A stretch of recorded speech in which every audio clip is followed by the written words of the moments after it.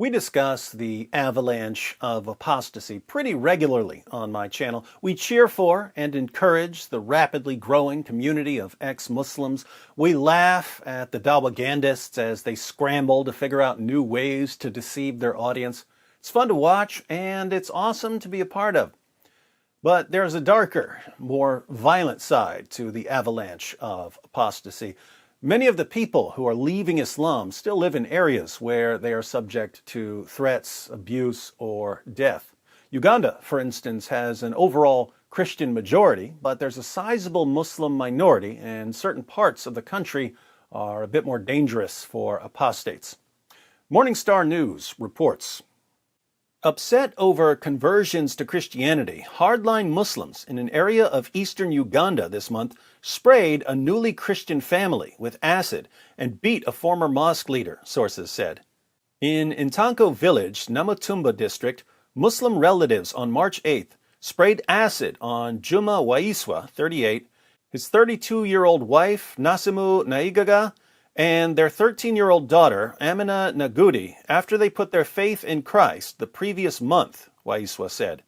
They converted to Christianity when a pastor visited their home on the morning of February 17th and explained the gospel. When their relatives learned of their conversions, they called them to a meeting with other clan members on March 8th, Waiswa said. So, they had been Christians for about 3 weeks before they were sprayed with acid.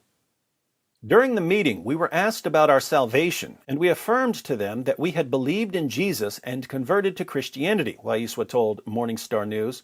They told us to renounce Jesus, but we stood by the newly founded faith in Jesus. Christians had deepened the family's faith in visits and Bible study after their conversion, he said. When we refused to recant our faith in Jesus, my father, Arajabu, recited some Quranic verses, and after that they forcefully started beating us with sticks as prescribed in the Quran, claiming that we were apostates, Waiswa said. As this was not enough, my father went inside the room and picked up a bottle of acid and began spraying it on us while the group started shouting, Allah Akbar, God is greater, you deserve death, and then disowned us. It's good to see a news article that translates Allahu Akbar correctly. It's not Allah is great, it's Allah is greater. Initially, they did not know what kind of liquid was sprayed on them, he said.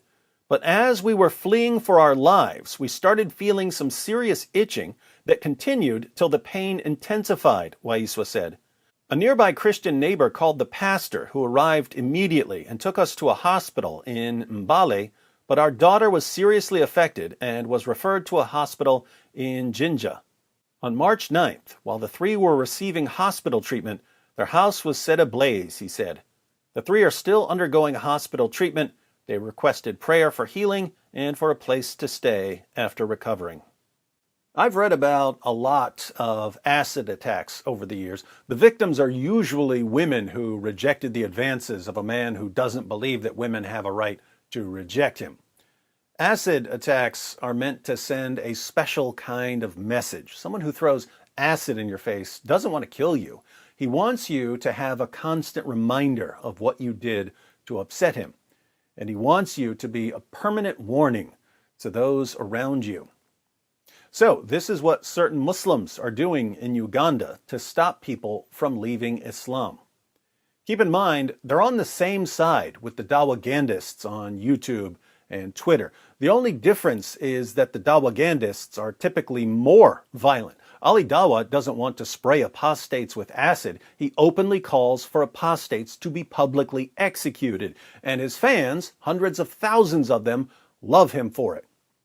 And if we criticize the demands for violence in any way, we're called bigots and Islamophobes, and we get banned by Facebook and Twitter and YouTube. The whole world has gone insane.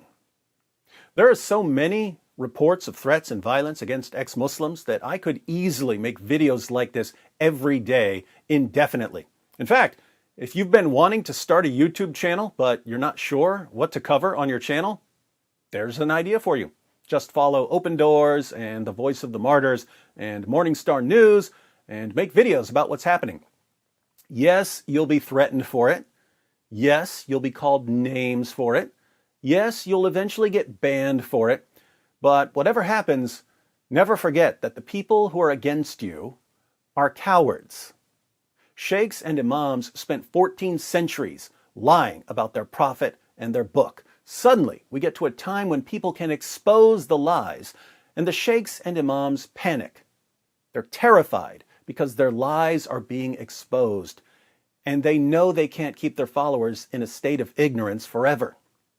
They want to go back to a time when no one was allowed to question their claims. They think that violence will get them there. But do you know what their threats and violence will really get them? An avalanche. It just backfired on you. It just backfired on you. This is a part of a religion. There's a reason to it. Yeah?